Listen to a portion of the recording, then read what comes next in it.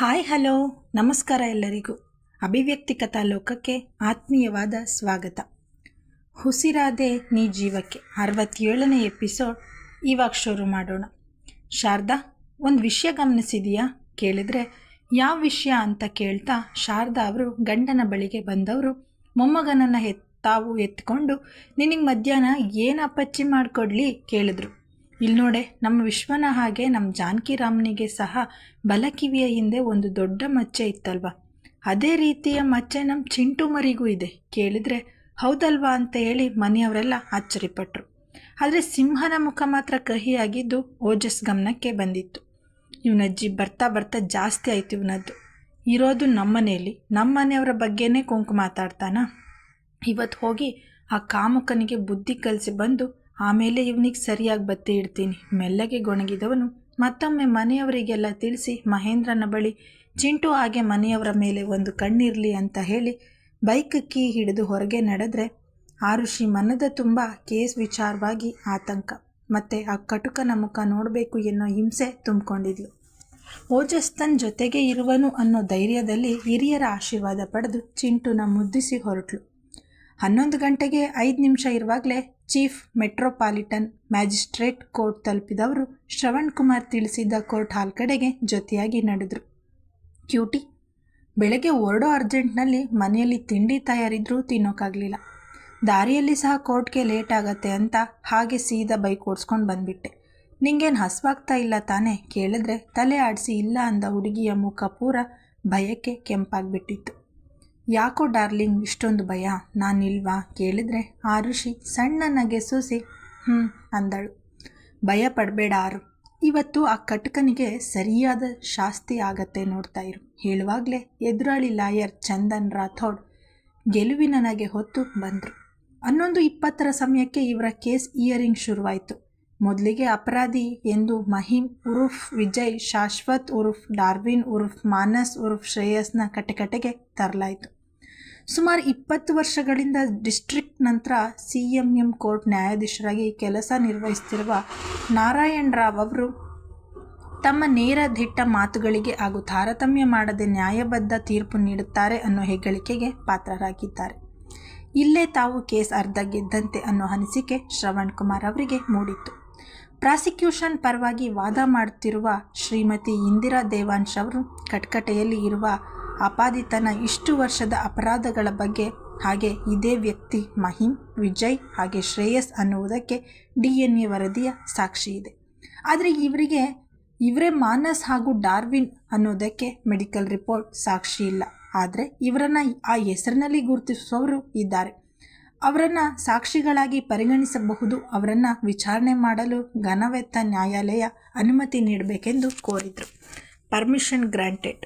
Judge ಸಾಹೇಬರು ಅನುಮತಿ ನೀಡಿದ್ದಕ್ಕೆ ಅವರಿಗೆ ಧನ್ಯವಾದ ತಿಳಿಸಿ ಮೊದಲಿಗೆ ಡಾರ್ವಿನ್ ಅನ್ನೋ ವ್ಯಕ್ತಿಗೆ ತಮ್ಮ ಮಗಳನ್ನು ಕೊಟ್ಟು ಮದುವೆ ಮಾಡಿರುವ ಮೈಕಲ್ ಹಾಗೆ ಎಲಿಶಾ ಅವರನ್ನು ಕಟಕಟೆಗೆ ಕರೆತರಲಾಯಿತು. ತಮ್ಮ ಮಗಳನ್ನು ಮದುವೆಯಾಗಿರುವ ಡಾರ್ವಿನ್ ಒಬ್ಬ ಮೋಸಗಾರ ಅನ್ನೋ ಸತ್ಯ ತಿಳಿಯುತ್ತಿದ್ದಂತೆ ಅನಾರೋಗ್ಯಕ್ಕೆ ತುತ್ತಾಗಿರುವ ಮೈಕಲ್ ಅವರು ವೀಲ್ಚೇರ್ನಲ್ಲಿ ನ್ಯಾಯಾಲಯದ ಕಟಕಟೆಗೆ ಬಳಿಗೆ ಬಂದವರು ತಮ್ಮ ಮಗಳ ಬದುಕಿನಲ್ಲಿ ನಡೆದ ವಿಚಾರವನ್ನೆಲ್ಲ ತಿಳಿಸಿದ್ರು. ಹಾಗೆಯೇ ಪ್ರಾಸಿಕ್ಯೂಷನ್ ಅವರು ಕೇಳಿದ ಪ್ರಶ್ನೆಗಳಿಗೆ ಉತ್ತರಿಸುತ್ತಾ ತಮ್ಮ ಎದುರಿಗೆ ಇರುವ ವ್ಯಕ್ತಿ ಡಾರ್ವಿನ್, ಇವನಿಗೆ ತಮ್ಮ ಮಗಳನ್ನು ಕೊಟ್ಟು ಮದುವೆ ಮಾಡಿರುವುದು ಅಂತ ಹೇಳಿ ಕಣ್ಣೀರು ಹಾಕುತ್ತಾ ನನ್ನ ಮಗಳು ಈಗ ಎಲ್ಲಿದ್ದಾಳೆ ಹೇಳೋ ಬದ್ಮಾಶ್ ಅಂದಾಗ ನ್ಯಾಯಾಧೀಶರು, ಇದು ನ್ಯಾಯ ದೇಗುಲ, ಇಲ್ಲಿ ಕೆಟ್ಟ ಪದಗಳ ಬಳಕೆ ಮಾಡಬೇಡಿ. ಹೆಣ್ಣು ಹೆತ್ತವರ ನೋವೇನು ಅನ್ನೋದನ್ನು ನಾನು ಅರಿಯಬಲ್ಲೆ. ಆದರೆ ನ್ಯಾಯಾಲಯ ಅಂದ ಮೇಲೆ ಇಲ್ಲಿ ಎಲ್ಲರೂ ಒಂದೇ. ಅಪರಾಧಿಗೆ ಶಿಕ್ಷೆ ಕೊಡಲು ನ್ಯಾಯಾಲಯ ಇರುವಾಗ ನೀವು ನಿಂದಿಸುವುದು ತಪ್ಪಾಗುತ್ತದೆ. ಇದೇ ಕೊನೆಯ ವಾರ್ನಿಂಗ್ ಅಂತ ಸ್ವಲ್ಪ ಖಾರವಾಗಿಯೇ ತಾಕೀತು ಮಾಡಿದರು. ಕ್ಷಮಿಸಿ ಯುವರ್ ಆನರ್, ಮಗಳು ಕಾಣೆಯಾಗಿದ್ದಾಳೆ ಅನ್ನೋ ದುಃಖ ಸಂಕಟದಲ್ಲಿ ಮಿಸ್ಟರ್ ಮೈಕೆಲ್ ಹೀಗೆ ಮಾತಾಡಿಬಿಟ್ರು. ಅವರ ಪರವಾಗಿ ನಾನು ಕ್ಷಮೆ ಕೇಳ್ತೀನಿ. ಇದು ಇವರ ಮಗಳು ಕ್ಯಾಮಿಲೋ ಹಾಗೆ ಇಲ್ಲಿರುವ ಆರೋಪಿ ಡಾರ್ವಿನ್ ಅನ್ನೋ ಹೆಸರಲ್ಲಿ ಮದುವೆ ಆಗಿದ್ದಾರೆ ಅನ್ನುವುದಕ್ಕೆ ಸಾಕ್ಷಿ ಎಂದು ಹೇಳಿ ಬೆಂಚ್ ಕ್ಲರ್ಕ್ ಕೈಗೆ ಫೋಟೋಗಳನ್ನು ಕೊಟ್ಟು ಅವುಗಳನ್ನು ಸಾಕ್ಷಿಗಳೆಂದು ಮಾರ್ಕ್ ಮಾಡಿಸಿದ್ರು. ಮೈಕೆಲ್ ಮಿಸ್ಟರ್ ಅವರಿಗೆ ಪ್ರಶ್ನೆಗಳನ್ನು ಕೇಳುವುದು ಇದೆಯಾ ಎಂದು ಡಿಫೆನ್ಸ್ ಲಾಯರ್ಗೆ ನ್ಯಾಯಾಧೀಶರು ಕೇಳಿದಾಗ ಎದ್ದು ನಿಂತು ನಥಿಂಗ್ ಯುವರ್ ಆನರ್ ಹೇಳಿ ಕುಳಿತರು. ಅವರ ಮುಖದಲ್ಲಿ ನಾನು ಕೇಸ್ ಸೋಲಬಹುದು ಅನ್ನುವ ಸಣ್ಣ ಭಯ ಆತಂಕ ಇಲ್ಲದನ್ನು ಕಂಡು ಆರುಷಿಯ ಆತಂಕ ದ್ವಿಗುಣಗೊಂಡಿತು. ಗ್ಯಾಲರಿಯಲ್ಲಿ ಓಜಸ್ ಪಕ್ಕ ಕುಳಿತಿದ್ದವಳು ಯಾವುದೇ ಕಾರಣಕ್ಕೂ ಈ ಕ್ರೂರಿ ಜೈಲಿನಿಂದ ಹೊರಗೆ ಬರಬಾರದು ಅಂತ ಮನದಲ್ಲೇ ದೇವರಿಗೆ ಬೇಡಿಕೆ ಒಡ್ಡುತ್ತಾ ಇದ್ದರೆ ಅವಳ ಕೈ ಹಿಡಿದು ಕಣ್ಣಲ್ಲೇ ಆರಾಮಾಗಿರು ಅಂತ ಧೈರ್ಯ ತುಂಬಿದ್ದ ಓಜಸ್. ಕೇಸ್ ಮುಂದುವರಿಸುತ್ತಾ ಶ್ರೀಮತಿ ಇಂದಿರಾ ದೇವಾಂಶ್ ಅವರು ಮಿಸ್ಟರ್ ವಿಜಯ್ ಶಾಶ್ವತ್ ಅನ್ನೋ ವ್ಯಕ್ತಿಯನ್ನು ಕರೆಸಲು ಅನುಮತಿ ಕೋರಿದರು. ನ್ಯಾಯಾಧೀಶರು ತಮ್ಮ ಅನುಮತಿ ಸೂಚಿಸಿದ ತಕ್ಷಣ ವಿಜಯ್ ಬಂದು ಕಟಕಟೆಯಲ್ಲಿ ನಿಂತು ಸತ್ಯವನ್ನೇ ಹೇಳುತ್ತೇನೆ ಎಂದು ಪ್ರಮಾಣ ಮಾಡಿದರು.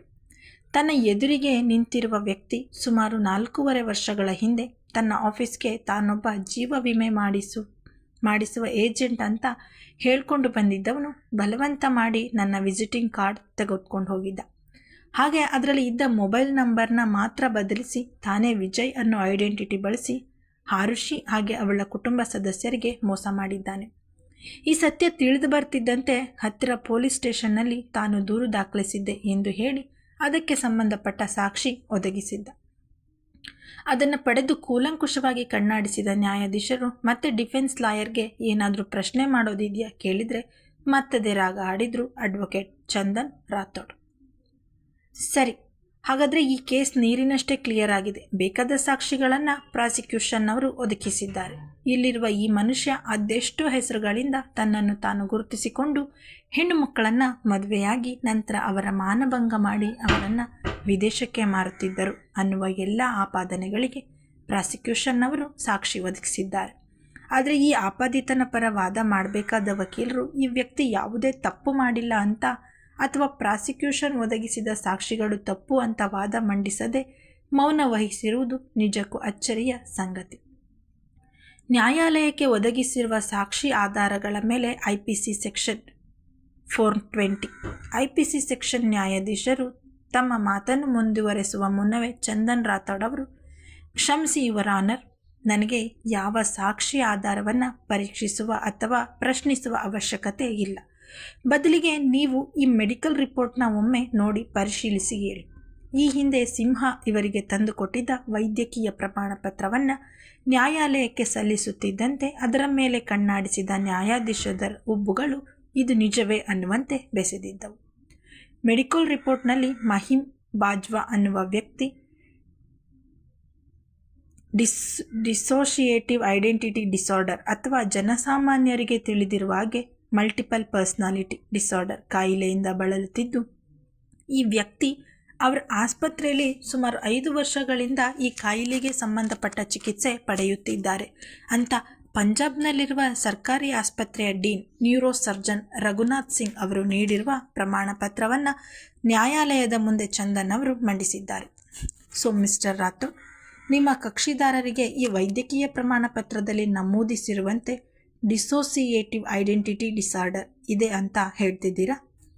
ಮಿಸ್ಟರ್ ವಿಜಯ್ ಶಾಶ್ವತ್, ನಿಮ್ಮ ಲಾಯರ್ ಹೇಳಿಕೆ ನಿಜವೇ? ಆಪಾದಿತನನ್ನು ನ್ಯಾಯಾಧೀಶರು ನೇರವಾಗಿ ಪ್ರಶ್ನಿಸಿದ್ದಕ್ಕೆ ಮುಗ್ಧನಂತೆ ಸಪ್ಪೆ ಮುಖ ಮಾಡಿಕೊಂಡು, ಕ್ಷಮಿಸಿ ಮಹಾಸ್ವಾಮಿ, ನೀವು ನನ್ನನ್ನು ವಿಜಯ್ ಅಂತ ಹೇಗೆ ಸಂಬೋಧಿಸುತ್ತಿದ್ದೀರಿ ಎಂದು ನನಗೆ ಅರ್ಥವಾಗ್ತಿಲ್ಲ. ನನ್ನ ಹೆಸರು ಮಹಿಮ್ ಬಾಜ್ವಾ, ಮೂಲತಃ ಪಂಜಾಬಿ. ಬೆಂಗಳೂರಿನಲ್ಲಿ ನನ್ನ ಗೆಳೆಯನ ಜೊತೆಗೂಡಿ ಒಂದು ಹೊಸ ಬಿಸ್ನೆಸ್ ಶುರು ಮಾಡುವ ಸಲುವಾಗಿ ಬಂದದ್ದು. ಆದರೆ ಒಂದು ಪಾರ್ಟಿಯಲ್ಲಿ ನನ್ನ ಕಂಡು ಅಲ್ಲಿ ಕುಳಿತಿದ್ದಾರಲ್ಲ ಮೇಡಮ್, ಅವರು ಸಹ ನನ್ನ ವಿಜಯ್ ಶಾಶ್ವತ್ ಅಂತಲೇ ಕರೆಯುತ್ತಾ ಪೊಲೀಸರಿಗೆ ಹಿಡಿದುಕೊಟ್ರು. ನಂತರ ಪೊಲೀಸರು ನನ್ನನ್ನು ಅನೇಕ ಹೆಸರುಗಳಿಂದ ಕರೆಯುತ್ತಾ ಯಾವುದು ನಿನ್ನ ನಿಜವಾದ ಹೆಸರು ಅಂತ ತಾಕೀತು ಮಾಡ್ತಾ ಇದ್ರು. ಆದರೆ ದೇವರ ಸತ್ಯವಾಗ್ಲೂ ಹೇಳ್ತೀನಿ, ನನಗೆ ನಾನು ಮಹಿಮ್ ಅನ್ನೋದು ಮಾತ್ರವೇ ಗೊತ್ತಿರೋದು. ಹಾಗೆ ನಾನು ಪಾಯಲ್ ಅನ್ನೋ ಹುಡುಗಿಯನ್ನು ಮದುವೆ ಆಗಬೇಕೆಂದು ಅವರ ಜೊತೆ ನಿಶ್ಚಿತಾರ್ಥ ಮಾಡ್ಕೊಂಡಿದ್ದೀನಿ. ಇದರ ಹೊರತಾಗಿ ಪೊಲೀಸ್ನವರು ನನ್ನ ಮೇಲೆ ಮಾಡಿರುವ ಯಾವ ಆರೋಪಗಳಿಗೂ ನಾನು ಬದ್ಧನಲ್ಲ. ದಯವಿಟ್ಟು ನಾನು ಮಾಡಿರದ ಅಪರಾಧಕ್ಕೆ ನನಗೆ ಶಿಕ್ಷೆ ಕೊಡಬೇಡಿ. ಕೈ ಮುಗಿದು ಹಿಂದಿ ಮಿಶ್ರಿತ ಕನ್ನಡದಲ್ಲಿ ಮಾತನಾಡುತ್ತಾ ಕೋರಿದ. ಚಂದನ್ ರಾಥೋಡ್ ಅವರು ಮಾನಸಿಕ ರೋಗಿಗಳ ಬಗ್ಗೆ ಕೈಪಿಡಿ ಅನ್ನೋ ಶೀರ್ಷಿಕೆ ಇದ್ದ ಪುಸ್ತಕ ಹಿಡಿದು, ಯುವರ್ ಆನರ್, ಇಲ್ಲಿ ಕಟಕಟೆಯಲ್ಲಿ ನಿಂತಿರುವ ನನ್ನ ಕಕ್ಷಿದಾರರಾದ ಮಿಸ್ಟರ್ ಮಹಿಮ್ ಅವರು ಸುಮಾರು 5 ವರ್ಷಗಳಿಂದ ಡಿಸೋಸಿಯೇಟಿವ್ ಐಡೆಂಟಿಟಿ ಡಿಸಾರ್ಡರ್ ಅನ್ನೋ ಕಾಯಿಲೆಯಿಂದ ಬಳಲುತ್ತಿದ್ದಾರೆ ಅಂತ ಸರ್ಕಾರಿ ವೈದ್ಯರೇ ಪ್ರಮಾಣ ಪತ್ರ ನೀಡಿರುತ್ತಾರೆ. ಈ ವೈದ್ಯಕೀಯ ಕೈಪಿಡಿಯಲ್ಲಿ ಈ ಕಾಯಿಲೆ ಬಗ್ಗೆ ತುಂಬ ಚೆನ್ನಾಗಿ ವಿವರಿಸಿದ್ದಾರೆ. ನೀವು ಸಮಯ ಮಾಡಿಕೊಂಡು ಇದನ್ನು ಸ್ಟಡಿ ಮಾಡಬೇಕೆಂದು ಕೋರುತ್ತೇನೆ ಎಂದು ಹೇಳಿ ಆ ಪುಸ್ತಕವನ್ನು ಮಾರ್ಕ್ ಮಾಡಿಸಿದ್ರು. ಒಬ್ಬ ವ್ಯಕ್ತಿ ತನ್ನ ಬಾಲ್ಯದಲ್ಲಿ ಆಘಾತಕಾರಿ ಒತ್ತಡಗಳಿಗೆ ಒಳಗಾಗಿದ್ದಲ್ಲಿ ಅಥವಾ ಸಾಮಾಜಿಕವಾಗಿ ತುಂಬ ಅವಮಾನಗಳನ್ನು ಎದುರಿಸಿದ್ರೆ ಆ ವ್ಯಕ್ತಿ ಮಾನಸಿಕವಾಗಿ ಕುಗ್ಗಿ ಹೋಗ್ತಾನೆ. ಕೋಟಿ ಜನರಲ್ಲಿ ಯಾರೋ ಒಬ್ಬರಿಗೆ ಇಂತಹ ಮಾನಸಿಕ ಸ್ಥಿತಿ ಒತ್ತಡಗಳನ್ನು ಎದುರಿಸಲು ಸಾಮರ್ಥ್ಯ ಇಲ್ಲದವರು ತಮಗೆ ಅರಿವಿಲ್ಲದಂತೆ ಮತ್ತೊಂದು ರೂಪ ತಾಳ್ತಾರೆ. ಅಂದರೆ ಒಬ್ಬ ವ್ಯಕ್ತಿ ಮತ್ತೊಬ್ಬ ವ್ಯಕ್ತಿಯಾಗಿ ತನ್ನ ಅರಿವಿಗೆ ಬಾರದಂತೆ ಬದಲಾಗ್ತಾನೆ. ಈಗ ಆ ಹೊಸ ವ್ಯಕ್ತಿತ್ವದ ರೂಪ ಹೊಂದಿದ ವ್ಯಕ್ತಿ ತನ್ನ ಮೂಲ ವ್ಯಕ್ತಿತ್ವಕ್ಕಿಂತ ತುಂಬ ವಿಭಿನ್ನವಾಗಿ ನಡೆದುಕೊಳ್ತಾರೆ. ಈಗ ಮಹಿಮ್ ತುಂಬ ಒಳ್ಳೆಯ ವ್ಯಕ್ತಿ, ಸಭ್ಯಸ್ಥ, ಬಿಸ್ನೆಸ್ ಮ್ಯಾನ್. ಅದೇ ಇವನ ಅರಿವಿಗೆ ಬಾರದೆ ಮಾನಸ್ ಅನ್ನೋ ವ್ಯಕ್ತಿತ್ವ ಹೊರ ಬಂದಾಗ ಅವನು ಜೀವ ವಿಮೆ ಪಾಲಿಸಿ ಮಾಡಿಸುವ ಏಜೆಂಟ್ ಆಗಿರ್ತಾನೆ. ಹಾಗೆ ವಿಜಯ್ ಆದಾಗ ಸಾಫ್ಟ್ವೇರ್ ಇಂಜಿನಿಯರ್ ಆಗ್ತಾನೆ. ಹೀಗೆ ತನ್ನ ಅರಿವಿಗೆ ಬಾರದಂತೆ ಈ ವ್ಯಕ್ತಿ ಬೇರೆ ಬೇರೆ ರೂಪಗಳನ್ನು ತಾಳುತ್ತಾ ಬೇರೆ ಬೇರೆ ವ್ಯಕ್ತಿಗಳಾಗಿ ಬದಲಾಗಿ ತನಗಾದ ಅವಮಾನ ನೋವನ್ನು ನಿವಾರಣೆ ಮಾಡಿಕೊಳ್ಳೋ ಸುಲಭ ದಾರಿಯನ್ನು ಕಂಡುಕೊಳ್ತಾನೆ. ಮೇಲ್ನೋಟಕ್ಕೆ ಈ ವ್ಯಕ್ತಿ ತಪ್ಪು ಮಾಡಿದ್ದಾನೆ, ಘನಘೋರ ಅಪರಾಧ ಎಸಗಿದ್ದಾನೆ ಅಂತ ಅನಿಸಿದ್ರು ನನ್ನ ಕ್ಲೈಂಟ್ ಮಿಸ್ಟರ್ ಮಹಿಮ್ ಅನ್ನುವರು ಪ್ರಾಸಿಕ್ಯೂಷನ್ ತಿಳಿಸಿರುವಂತೆ ಆ ಎಲ್ಲ ಅಪರಾಧಗಳನ್ನು ಮಾಡಿದ್ರೂ ಸಹ ಇವರು ಬೇಕಂತ ಮಾಡಿರೋದಿಲ್ಲ. ಇವರ ವ್ಯಕ್ತಿತ್ವ ಅಂಥದ್ದಲ್ಲ ಸರ್. 1977ರಲ್ಲಿ ಅಮೆರಿಕ ಪೊಲೀಸರು ಬಿಲ್ಲಿ ಮೆಲ್ಲಿಗನ್ ಅನ್ನೋ ವ್ಯಕ್ತಿಯನ್ನು ಕಳ್ಳತನ, ಅಪಹರಣ, ಮಾನಭಂಗ ಆರೋಪಗಳ ಮೇಲೆ ಅರೆಸ್ಟ್ ಮಾಡಿದ್ರು.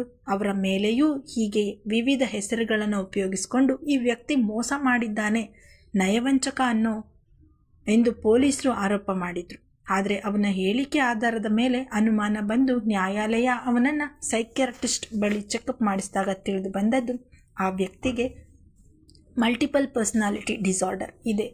ಹಾಗೆ ಆ ವ್ಯಕ್ತಿ ಮಾನಸಿಕವಾಗಿ 24 ಬೇರೆ ಬೇರೆ ವ್ಯಕ್ತಿತ್ವಗಳನ್ನು ಹೊಂದಿದ್ದರು ಎಂದು.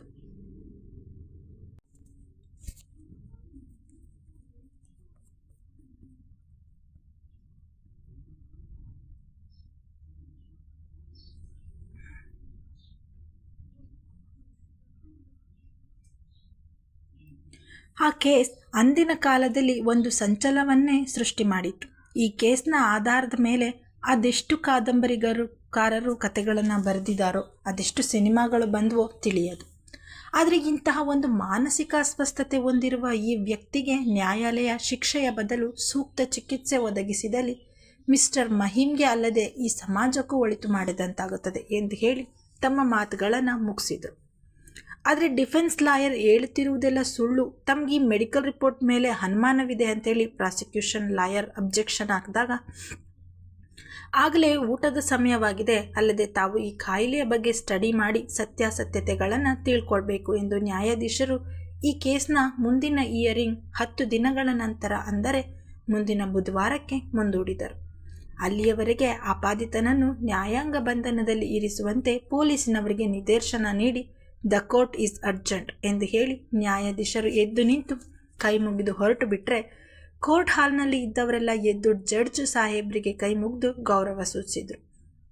ನಂತರ ಪೊಲೀಸ್ ಅಧಿಕಾರಿಯ ಜೊತೆ ಬಂದ ಪೇದೆಗಳು ಚಂದ್ರಕಾಂತ್ ಕೈಗೆ ಕೋಳ ತೊಡಿಸಿ ಕೋರ್ಟ್ ಹೊರಗೆ ಕರೆದುಕೊಂಡು ಹೋಗುವಾಗ ಆರುಷಿ ಕಡೆಗೆ ನೋಡಿ ಕುಹಕವಾಗಿ ನಕ್ಕ. ಚಂದ್ರ, ಇದೇನು ಹೀಗಾಗೋಯ್ತು? ಹಾಗಾದರೆ ಈ ಪಾಪಿಗೆ ಶಿಕ್ಷೆ ಆಗಲ್ವಾ? ಆಗಲೇ ಸೋತಂತೆ ಕಣ್ತುಂಬಿಕೊಂಡು ಬೇಸರದಲ್ಲಿ ಕೇಳಿದ್ಲು ಆರುಷಿ. ಇನ್ನು ಈಗ ತಾನೇ ಆಟ ಶುರುವಾಗಿದೆ, ಇಷ್ಟು ಬೇಗ ಸೋಲು ಒಪ್ಕೊಂಡ್ಬಿಟ್ರೆ ಹೇಗಮ್ಮ? ಅದರಲ್ಲೂ ಬೆಸ್ಟ್ ಪ್ಲೇಯರ್ ನಿನ್ನ ಟೀಮ್ನಲ್ಲಿ ಇರುವಾಗ ಸೋಲುವ ಈ ಭಯ ಆದರೂ ಯಾಕೆ ಹೇಳ್ದವನು ಅವಳ ಕಣ್ಣು ತೊಡೆದು ಹಣೆಯ ಮೇಲೆ ಅಪ್ಯಾಯತೆಯಿಂದ ಮುತ್ತಿಟ್ಟು ಅವಳನ್ನು ತಬ್ಬಿ ತನ್ನ ಎದೆಗೊರೆಸಿಕೊಂಡು ಸಮಾಧಾನ ಮಾಡಿದ.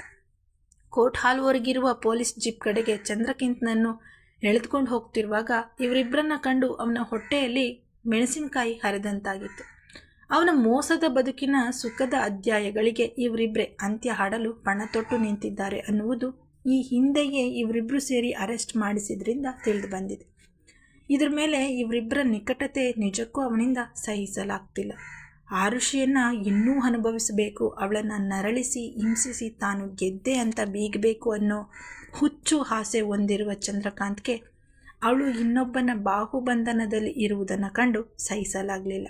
ಏನೇ ಚಿನ್ನ, ಯಾವುದೋ ಹೊಸ ಹಕ್ಕಿ ಸಿಕ್ಕಿದೆ ಅಂತ ತುಂಬ ಹಾರಾಡ್ತಾ ಇದೆಯಾ? ತುಂಬ ದಿನ ಇದೆಲ್ಲ ನಡೆಯಲ್ಲ. ಜೀಪ್ನಲ್ಲಿ ಅವನನ್ನು ಕೂರಿಸುವಾಗ ಜೋರಾಗಿಯೇ ಆರುಷಿಗೆ ಕೇಳುವಂತೆ ಹೇಳಿದ್ದು. ಮುಷ್ಟಿ ಕಟ್ಟಿ ಜೀಪ್ ಬಳಿಗೆ ಹೋದ ಓಜಸ್ ಹಲ್ಲು ಮುಡಿ ಕಚ್ಚಿ ತನ್ನ ಕೋಪವನ್ನು ನಿಗ್ರಹಿಸಿಕೊಂಡವನು ಅಲ್ಲಿದ್ದ ಎಸ್ಐ ಹತ್ರ 1 ನಿಮಿಷ ಮಾತಾಡಬೇಕು ಅಂತ ಅನುಮತಿ ಕೇಳಿ, ಯಾವನೋ ಹಕ್ಕಿ, ಅಗ್ನಿ ಸಾಕ್ಷಿಯಾಗಿ ಕೈ ಹಿಡಿದ ನನ್ನ ಧರ್ಮಪತ್ನಿ ಕಣೋ ಇವಳು, ಅರ್ಥ ಆಯ್ತಾ? ಇನ್ನೊಂದು ಸಲ ಅವಳ ಕಣ್ಣೆತ್ತಿ ನೋಡಿದ್ರೂ ಈ ಕಣ್ಣುಗುಡ್ಡೆ ಕಿತ್ತಾಕಿ ನನ್ನ ಮಗನಿಗೆ ಗೋಲಿ ಆಡೋಕ್ಕೆ ಕೊಟ್ಟು ಬಿಡ್ತೀನಿ, ಹುಷಾರ್. ಇನ್ನೊಂದು ವಿಷಯ ನೆನಪಿಟ್ಕೊ, ನೀನು ಓದ್ನಲ್ಲಿ ಈ ಕುಹಕ ಬುದ್ಧಿಯಲ್ಲಿ ಬುದ್ಧಿವಂತನಾಗಿರ್ಬೋದು, ಆದರೆ ನಾನು ಚಾಣಾಕ್ಷ. ಅದಕ್ಕೆ ನನ್ನ ಕೆಲವರು ಕಿರಾತಕ ಅಂತಾರೆ. ಮತ್ತೊಂದು ಇಂಟ್ರೆಸ್ಟಿಂಗ್ ವಿಷಯ ಹೇಳ ಮಿಸ್ಟರ್ ಮಹಿಂ. ಹೆಸರು ಚೆನ್ನಾಗಿಲ್ಲ, ನಾನೊಂದೊಳ್ಳೆ ಹೆಸರು ಕೊಡ್ಲ, ಚಂದ್ರಕಾಂತ್ ಮಿತ್ರ ಎಂದ ಓಜಸ್. ಕತೆ ಮುಂದಿನ ಭಾಗದಲ್ಲಿ ಮುಂದುವರಿಯಿದೆ. ಧನ್ಯವಾದಗಳು.